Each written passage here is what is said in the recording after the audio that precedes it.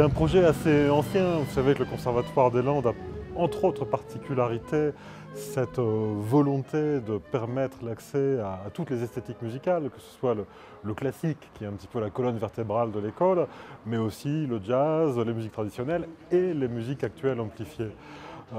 Donc avec Francis Mounier, depuis quelque temps, on réfléchissait à un projet artistique permettant de se faire rencontrer les musiciens, leur permettre de jouer ensemble.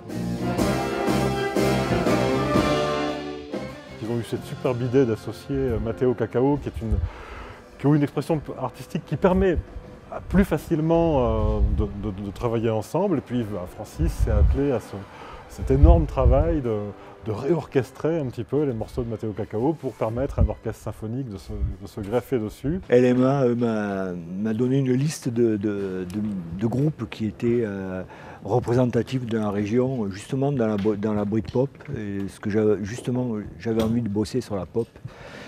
Et de suite, ça a été le coup de cœur.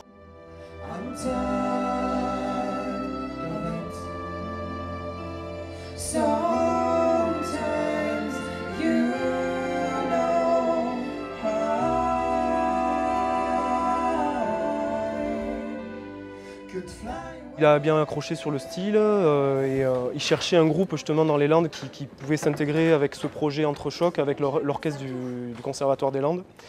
Et il a bien accroché sur le style, il voulait des guitares, il ne voulait pas prendre un groupe électro, il avait déjà en tête un peu ce qu'il voulait faire. Il voulait un groupe voilà, guitare, basse, batterie, un groupe rock. Et puis il y avait un violoncelle aussi sur lequel il a pu s'appuyer pour tout ce qui est arrangement d'orchestre après.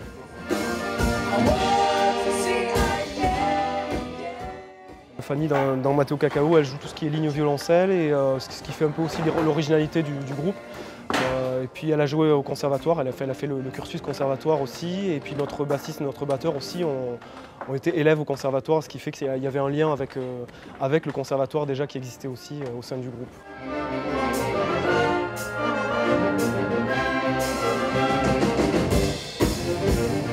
On a une double vocation, à la fois une vocation d'excellence. Quand on joue de la musique classique, il faut le faire très bien, et quand on joue de la musique pas classique, il faut le faire très bien aussi. Mais on est convaincu qu'un musicien du XXIe siècle ne peut pas rester dans une case sans jamais en sortir. Je crois que c'est quelque chose qui est définitivement révolu.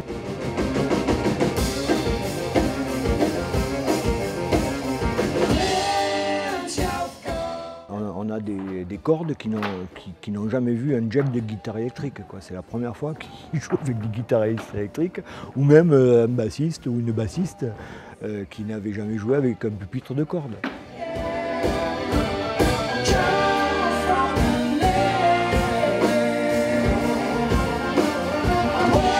Pour moi, c'est une grosse récompense parce qu'après tous ces mois de travail, je me prends de la haute fidélité dans la tronche.